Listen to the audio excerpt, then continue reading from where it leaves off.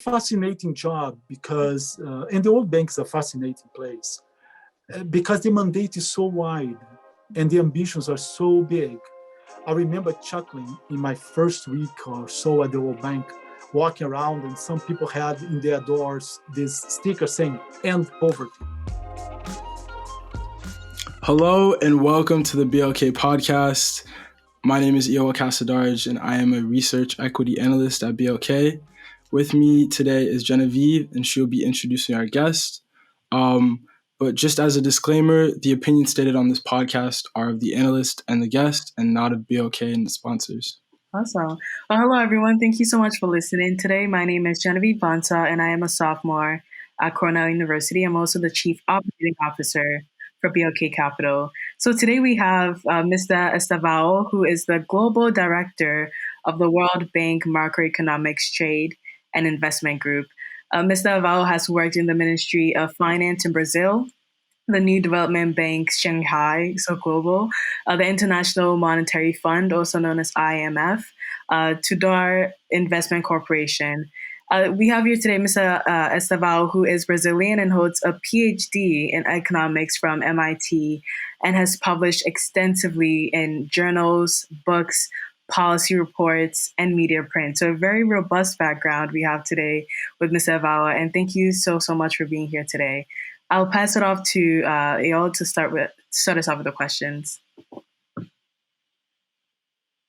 Yeah, thank you so much for joining us. I guess our first topic could be, where did your interest in finance come from? And was it always part of your passion? Did you always know this was going to be your career? I would say that if you ask, say, a young Brazilian, what he wants to be when he grows up, he would say, at least in my case, a soccer player for sure. So, but then, reality kicks in. You realize that the best return you have for your efforts is through studying. At least that was my case. And I come from a very humble background, by the way. I come from a relatively poor family. And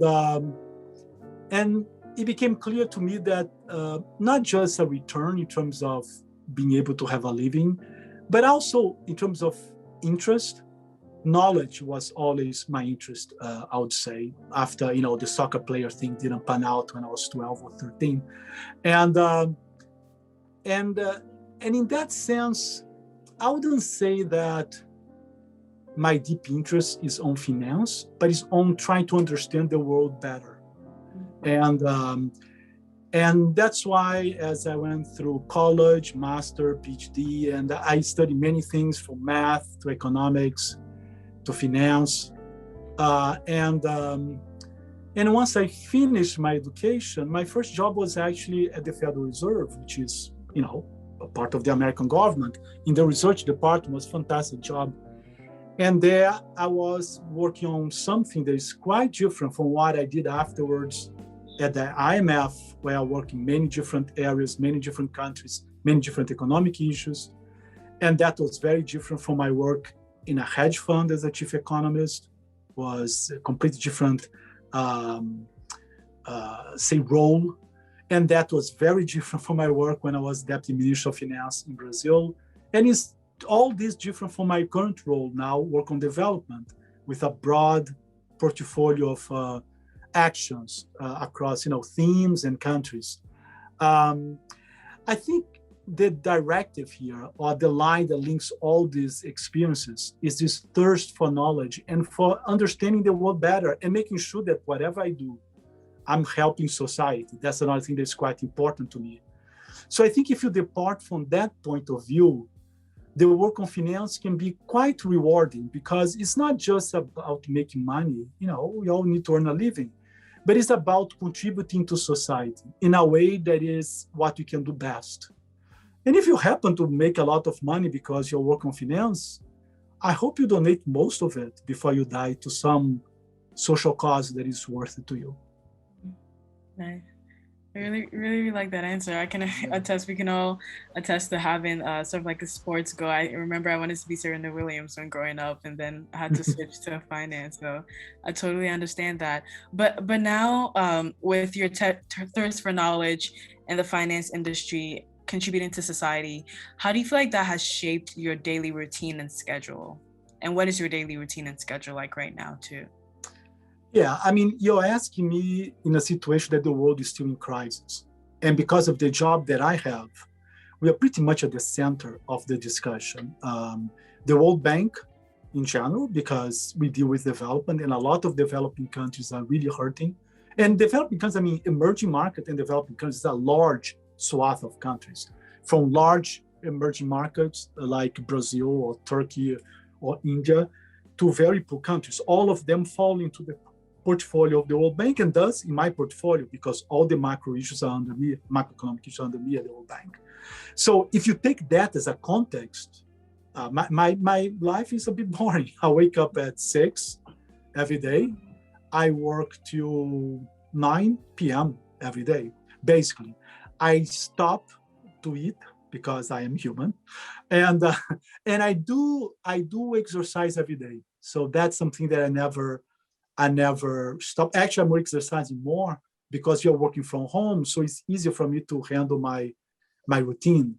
So I either bike about 30 miles a day, or I swim about 2 miles a day. So I do one or the other, about 1 to 2 hours a day. But the only reason I can do this is because I'm incredibly privileged. I have 4 kids. None of them are little. 3 are adults. I just have one that is in high school. And my wife also works pretty hard. She was my classmate at MIT, actually. And so I just have a lifestyle that's very focused on work now. And the only reason I can do this now again, because I already raised my kids. Otherwise, I couldn't. I wouldn't be able to do my job the way I do, at least. So I would say my routine is very work-centered, is very focused on the mission of helping countries get out of the crisis that they face. Very focused on managing a very large group of economists, making sure that they're having a fulfilling career and they're achieving their potential. Yeah, sorry, it's not that exciting. I just work all the time, basically, with 2-hour break for exercising. Yeah, nice.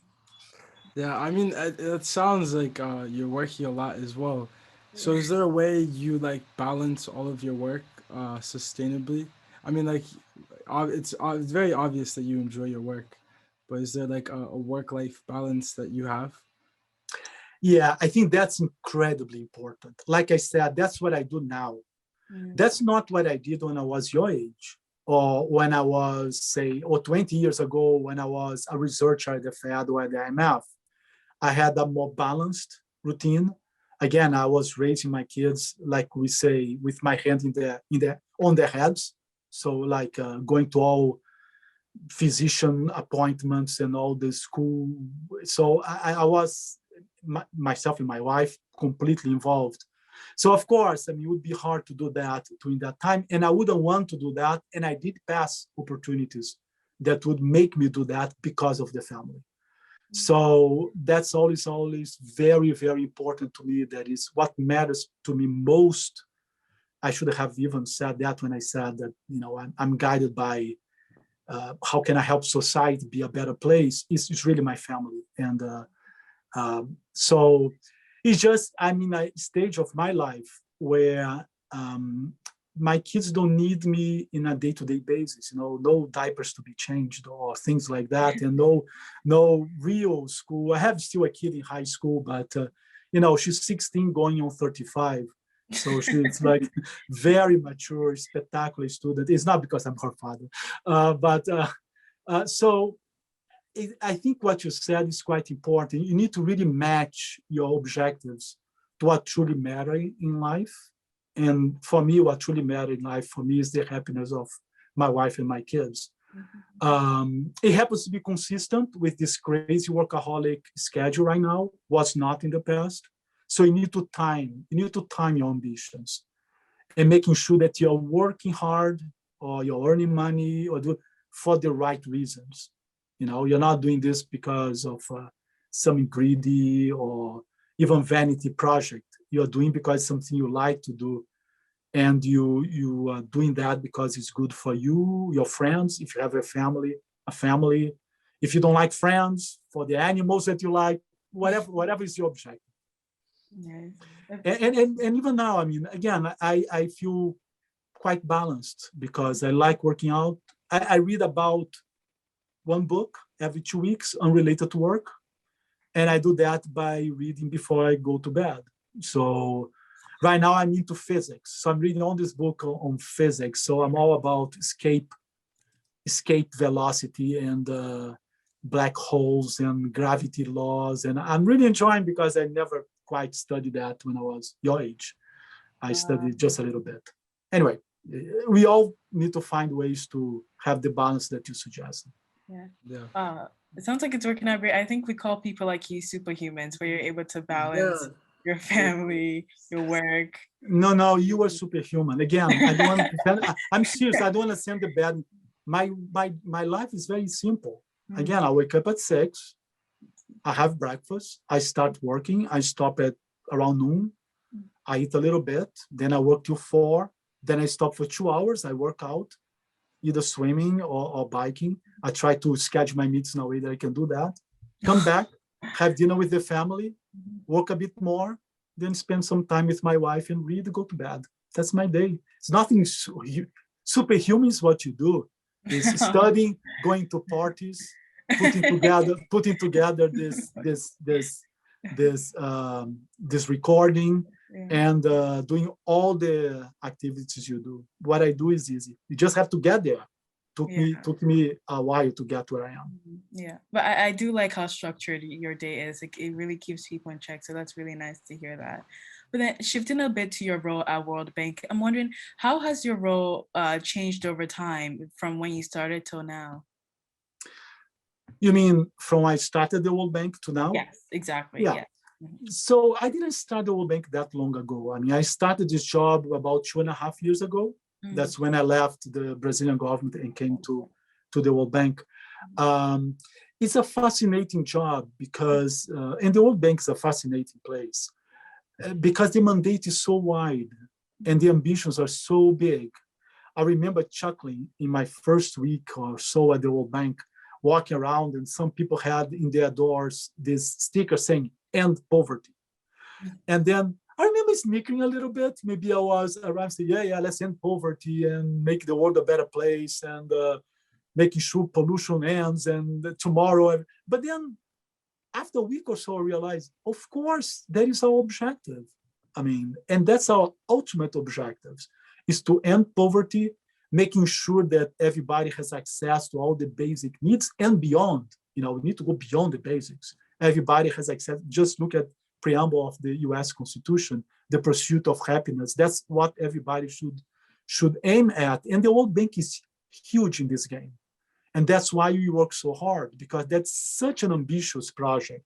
Goes beyond, all the specific portfolios that people in general have in their jobs. And in particular, at my level, where you are looking at a broad set of policies, it can be overwhelming.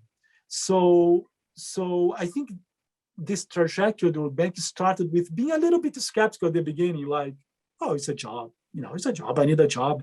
I came back home. I live in Arlington, Virginia. That's my home. I spent these 2 years in Brazil. That was kind of crazy, but back home. And from there, it started as being a mission very quickly. I always admired the World Bank mandate. And just now that I'm part of it is really something that touches me in a deeper level than I would imagine, actually. I take my job very seriously. We play with people's lives in the good sense. I mean, a good program, a good decision on what to invest, what to support, may mean a development landmark or not. So it's a very serious and I think impactful job that you need to treat carefully and with respect. Yeah, definitely. And, it's amazing just because when we're speaking to you, you can tell like how much passion you yourself and like the organization you work for really has, towards their mission. But I'm curious as to how working at an organization like the World Bank differs from, working at a fund or at the IMF, for example. The difference, I think, is huge. And let me tell you what it is.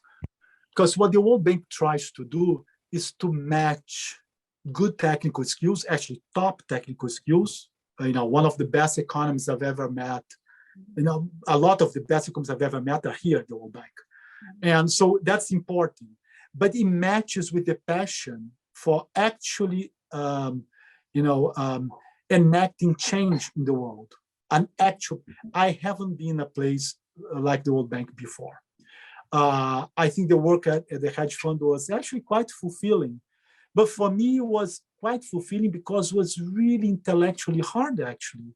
If you really take, for instance, the mission of a hedge fund, if you really let it get to you, it's incredibly challenging because you have the job of trying to predict and position yourself on markets. They're incredibly fickle and they are moved by many different shocks.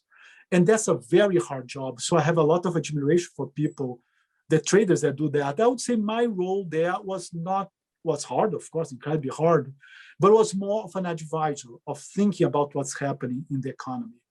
And that translation to what's happening in the economy, to investment positions, and to actually put the money,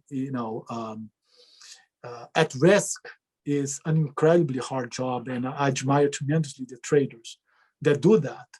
But it's a different. You're there to earn money, basically. Basically, no, that's all you're there for. You're there to earn money. I do think that the hedge funds have a big social role because they help allocating funds to the needs and they really making sure to kind of eliminate inefficiencies. This image of the hedge fund that's like a shark that's at the bottom of the sea. Look at the opportunities, and if you're not careful, you just take the opportunities. It's not quite like that, but it's a bit like that. You're making arbitrages, you're trying to clear markets, and that's how you make money. And by doing that, you're providing a social function. And what was remarkable to me that the very successful hedge fund managers that I met in my brief experience there were also very good human beings that, again, with the other hand, they were donating to charity.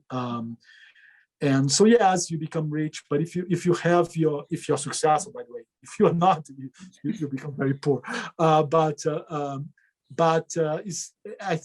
people that I admire in that industry always had their eye on the ball in the sense of first being extremely humble how hard the job is because markets change all the time for reasons that is very hard to predict. So having a very good risk management strategy is important. And also they had this social kind of, outlook as well. Again, the ones that are interacting most, which is quite remarkable. Now, the IMF has a similar mandate as the World Bank, but tends to be more specialized on macroeconomic issues. It doesn't have the breadth, and I would say the passion that I see at the World Bank in some level. But on the other hand, it's a fantastic place to work. Incredibly smart people. I mean, these institutions like the IMF, the World Bank, and the Fed, I think I'm very lucky. I think I work in the three best policy places in the world. And there are other places that are also fantastic, like the other big central banks. I think it must be great to work at the ECB, for instance. The ECB is a younger institution, so it doesn't have the decades of the Fed, for instance. But it must be great to work there as well. So there are just a few places where we can do great research and policy work. I just happen to have been very lucky to have worked on three of those great places. Nice. That's really, really exciting to hear. Thank you for that. So you mentioned a few things that motivates you or inspires you, including your family, your thirst of knowledge, your 13-year-old or 16-year-old daughter turning 35. What else inspires you? What's your source of motivation or determination? Or I guess in other words, what motivates you to keep writing your journals? I would say that just not to beat a dead horse, there is a new thing that motivates me, which is my granddaughter who lives in Brazil, by the way. So I just had, and the problem is that, so this crisis needs to end because I want to visit her. and as you know, international travel is complicated right now. So again, sorry to bring family back, but that's a huge motivation for me right now.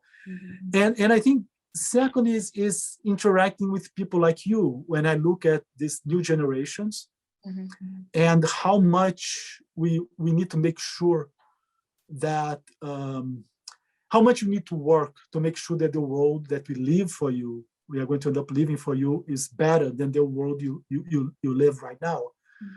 And that's also very, in some sense, an overwhelming mandate. I mean, if you really stop to think about this as a challenge, you don't sleep. So I try not to think about that too much. But think about the responsibility of people in position of making decisions. Right now, one topic that is really occupying a lot of my time and my efforts are the climate topics. And then this junction about climate objectives and macroeconomic health. That's a fundamental topic right now. We at the World Bank take that very seriously. We are developing a bunch of programs to really making sure our interventions in countries endogenize the impact that those interventions have on climate. And also how actually climate and nature capital can be helpful to boost development. So it goes both ways. And because nature capital can be so important to boost development, we need to be particularly careful on replenishing it or make sure it doesn't go down. So this topic, and again, on climate, it's very obvious. If you don't do something, we are going to live a much worse world for my granddaughter. And so that's like a no-brainer topic. But there are other topics like that that really motivate me. This notion that we don't own what we have. We don't own the earth that we live. We basically borrow from future generations is something that is very dear to me. And I think should be dear to anybody the moment they are born. The idea that, you are here and that's yours is an idea of someone that doesn't really realize their own mortality and how, our life in this earth is very fleeting and very transitory.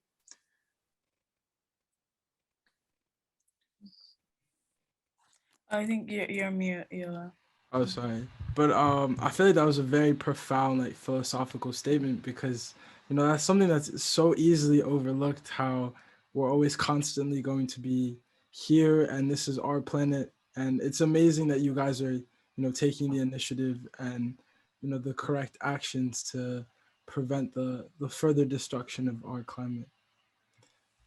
But just going back to the economic world of finance, you've worked in countries like Brazil and China. How did your time differ there from working in South America to Asia? And do you think you being personally Brazilian gave you a unique perspective to your peers, perhaps at the IMF or at the Federal Reserve or even at the World Bank? I would say that, so let me start at the end. My Brazilianness, I'm not sure it really added in some sense, in some level. I mean, I'm sure it's such a part of who I am that I have no doubt added something. But I would say that in all these positions, with the exception when I was working in the Brazilian government, of course, that's because I'm Brazilian. I mean, my Brazilianness were incidental in many ways because, for instance, at the Federal Reserve, I was part of the US forecast team. Actually, at the time, I was the only foreigner, I think, well, one of the only foreigners that was from the mid-90s to the beginning of the 2000s there. So I don't think my Brazilianness brought anything necessarily. I'm also not big on nationality in the small sense of the word. I think nationality is something that is a creation of ideological creation so people have this need to identify themselves against particular groups, which is very natural. I just started this conversation saying, I want to be a soccer player, and I talk about my team growing up. So I was, doing that when I did that. So, but I think I tend to think of myself now much more of a kind of a citizen of the world, and the position that I had really had nothing to do with Brazil in many ways. I think when my Brazilianness kicked in was certainly when I bring back my experience for having a senior policymaker in a large emerging market country with full of problems. And by the way, a country that's incredibly beautiful. And I say that not because I'm Brazilian, but because I have eyes and heart. So it's a very amazing people and an incredibly beautiful country, like the United States, for instance, another incredibly beautiful country, or China. So I cannot talk about countries I haven't visited. I have visited many countries. But I would say that those large continental countries they're fascinating, and because they are a world in themselves. So I think China, Brazil, the US have a lot in common, actually. They all tend to be inward looking. Maybe the US are actually a bit less than those other countries because I think the presence of foreigners in the US is so large, and it's a country made of immigrants. Brazil as well, but immigration there was older in some sense, and there was less of an immigration flow compared to the US in the 20th century, I would say. I can say that's true, probably. So, but in the US, it's true as well. I mean, in Brazil, you go every corner of the country, basically, everybody speaks Portuguese, with the exception of a couple of specific places where they still speak a native language or some European language, but these are really, really the minority. And they are very focused on Brazilian things, sometimes to the expense of not being as cosmopolitan as I think Brazilians should be, given the importance, the size of the country. China is a country in transition. China is an economic miracle. They basically did 200 years in 20 years or 30 years. And right now, the way that I see the country is a country that is actually adjusting institutions to match that rapid increase in economic power and influence. China is a big creditor in the world now. And they are even working to improve their governance of all those investments they have done abroad. That was done very quickly. Other countries like the US or the UK or France had decades, maybe centuries, to get to the position that they are right now. China did very quickly. By the way, the US, also another example of an amazing economic miracle, was more spread than China, but it's amazing. I mean, the US in the 1700s was a poor country where, we had big palaces in Europe. So I think this newness of the US in Brazil, and China is a millennial society, of course, but there's this newness to China. There's this growth that you have seen in the last many years, that and the sheer scale of those countries creates a lot of uniformity in the way they behave, they see themselves. So it actually has been quite fascinating to work on this different countries, beside all the other bunch of countries I worked on. Yeah. And it sounds really fascinating too. I mean, when you talk about how fast China has been able to develop as a developing country, what do you see for both China and other developing countries? What do you think their demand is? Do you think there's any change in demand when it comes to what they need to keep up this rapid growth? Or do you think they need a change in help or support when it comes to their leaders?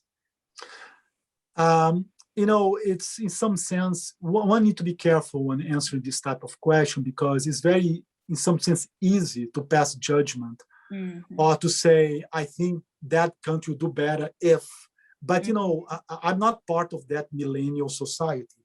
When I study Chinese history, it's amazing when you look at what you were doing 4,000 years ago, like 5,000 years ago. It's amazing, and there's a whole culture, and I would be a phony if I say I fully understand that society. I don't. I'm a Westerner.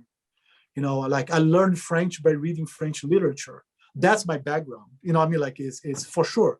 I'm fascinated by China, and I do work on economic issues. So that's a big, important caveat.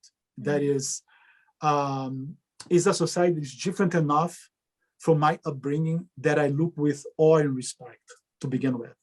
But from where I sit, I think as China becomes richer, which I have no doubt they will continue. It seems like the economic growth continues there.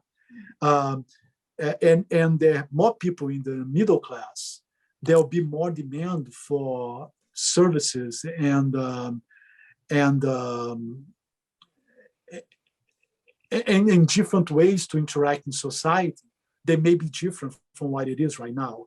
It's hard for me to predict. I mean, at the same time, I'm certainly not the one among the group of people that would predict China demise if they don't do this or that, if there's no political reform, or if they, I don't know. I mean, they keep growing with the system they have right now. So I don't know if that's what you're trying to get at your question, but if you look at political science from the Western point of view, and there have been some economists that have been working on this link between political science and economics, they tend to predict that as countries develop, there is this push for democratization in the Western way of defining democracy. Just because once you have your belly full, you have clothes, you have a minimum, standard of living. What's the next step is freedom and the ability to control your destiny completely. That may be true. I don't know if that applies to China, but I still admire the way they have been able to function. And you saw that now during the COVID crisis, how quickly a country with 1.5 billion people did social engineering in a way to control the virus. So there is some merit on the way they're organized in society. If they were maybe organized differently, many more people would have died. Yeah, exactly. And this rapid growth is really incredible. And at BLK, we have like emerging markets team where we study like the rise of different countries and their economies. And what you just talked about is exactly like one of our case studies as well. But what do you think is the best success story of a certain country or economy whilst you've been at the World Bank?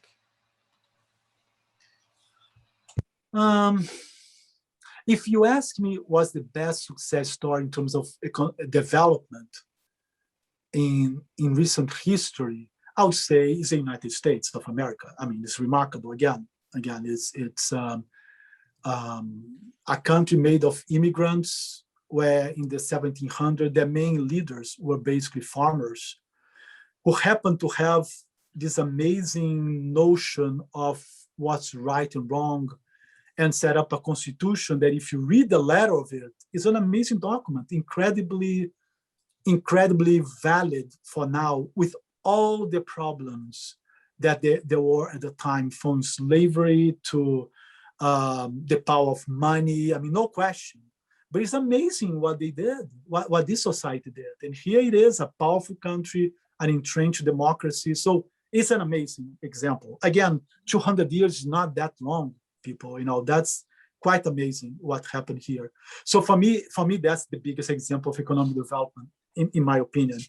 More recently, you have other cases like what happened in South Korea, very different pattern. South Korea at the beginning of the 60s had 1/4 of the income per capita in Brazil.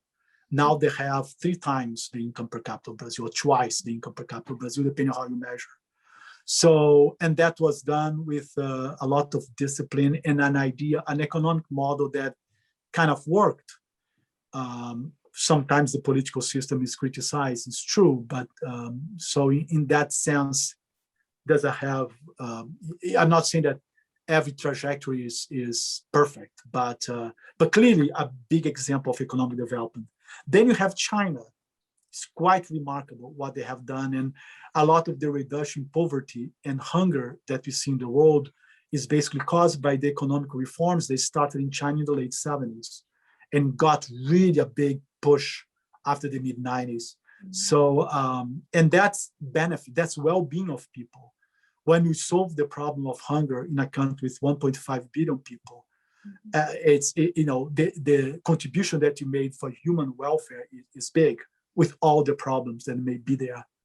Very recently, if you ask me, like in the last 3 years or so, it's hard. You don't measure economic development in that short period of time. Not even China changed its economic conditions in 3 years. What I see some countries kind of try to reshape the way they grow. They realize they have imbalances and they are trying to do better. And I think a country that would be a good example of this is Ethiopia. Ethiopia, a country that grew tremendously since the beginning of the 2000s. But in a system, so Ethiopia was incredibly poor at the beginning of the 2000s. Now it's like, kind of flirting with middle income starting that, but full of imbalances. The World Bank is very involved in Ethiopia, trying to help the authorities do a quality change in the way they grow. And I think I need to tip the hat for the efforts in terms of thinking about how to bring more the private sector into the development strategy, how to unify exchange rates, while at the same time having a bunch of political problems. So again, I'm not saying everything's perfect, not far from it. They have a ton of problems, a debt issue that is knocking on the door and all that. But I have to say that after growing for 20 years, changing the growth model shows courage and vision. And there are a couple of other countries that are embarking on the same type of well thought. There's some in Latin America. I mean, Chile is an example of a rapid development since the 1980s. Also, by the way, in the middle of dictatorship that I couldn't abhor more. But the fact is that they did grow more than Latin America in the last 40 years, and they now part of the OECD and all that. There are several countries like that are being successful. Vietnam is another recent success of rapid growth, and Malaysia is another one. Yeah, no, that is honestly amazing that you said that, because I'm an Ethiopian national. So like, I didn't know that. I don't know. Here you say that is really amazing. So that's great. And as you know better than me, I'm sure the country has tons of problems. I'm not talking about that. I mean, development is never everything is right. Everything is, I mean, again, see the social strife in the US. I just gave the US as for me as a great example of economic development. But I'm not saying there are no problems, but I see active search for solutions. That's what I like. That's what I like about Ethiopia. It may not work out, who knows? But at least there is an active, serious search for a change in the economic model so we can continue growing. So we have 2 more questions left. Thank you so much for your answers so far. One question is about any advice you have for students who aspire to be in your position, who aspire to have the same routine as you. And after that, we'll go into some lightning round rapid fire questions. Okay. My advice would be study hard and be serious about what you do. You can study hard. You can think the day has 24 hours. So let's say you need 8 hours of sleep. You can study and work for 8 hours, and that leaves you with 8 hours to have a boyfriend, to have a girlfriend, to go to a party, to read some literature. So it's very doable. All this is very doable. You need to be somewhat disciplined, make sure that you don't hurt people. And I see a lot of people in your stage of life, sometimes they just do silly stuff that may end up marking them for life, including professionally. If you do something that is hurtful or something that is misguided, even if you're not, I don't think anybody's bad actually, but even if you didn't act intentionally, it can be a problem. So just be aware not to do the silly stuff. I mean, like drink too much and then walk on a window and then fall from it, or worse, drink too much and then hurt someone because of that, either because you're driving drunk or because these things that we all know, but it's hard when you're younger. Hormones kick in, and then just that's it. And everything that you do, either in your personal life or professional life, making sure that you're not doing anything hurtful, because what you put out there comes back to hit you, believe me. And that means not being competitive in a unhelpful way, not cheating. It's much better to get a well-earned 70% in an exam than 100% that you got in an illicit manner. These things matter. I didn't realize how much they matter when I was your age. And now it's amazing how I see it matters because it kind of defines who you are. So that's, I think, it would be my biggest, work hard. Things are serious, take things serious. If it's hard for you to study, sometimes it's hard because your brain is wired differently, because, it's hard. Chances are you're a great musician or you're a great social worker, but you have to work hard. You have to study to be a social worker as well. But anyway, I'm saying in terms of actual activity, doesn't mean that after 4 years of college, you need to do the crazy stuff that I did of having 8 more years of education. You can do other stuff. So I'm not saying studying is the only way, by far, imagine. It's not even the most popular way to do good in the world. But whatever you do seriously and do in a way that doesn't hurt other people. That's really, really good advice. I hope everyone heard that right, of watching out for your petty mistakes that can taint your future. So definitely really, really good advice. And now to some more fun lightning round rapid fire questions. So these are just speed questions that we would ask you about your day-to-day personal life, and you can go ahead and answer each of them in a rapid manner. So the first one is favorite book. A river runs through it. Nice. Ooh, okay. Favorite quote?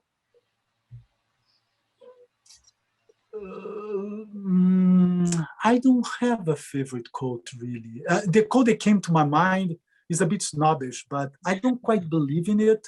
So let me do the quote and then say why I don't believe, but why I like it, because I think this guy is L'Enfer c'est les autres, that comes from Huis Clos, is a book by Jean-Paul Sartre, and basically means the hell is the other. So it's this idea that is the relationship with the other, or what others think of you is what really defines you and what's really hell.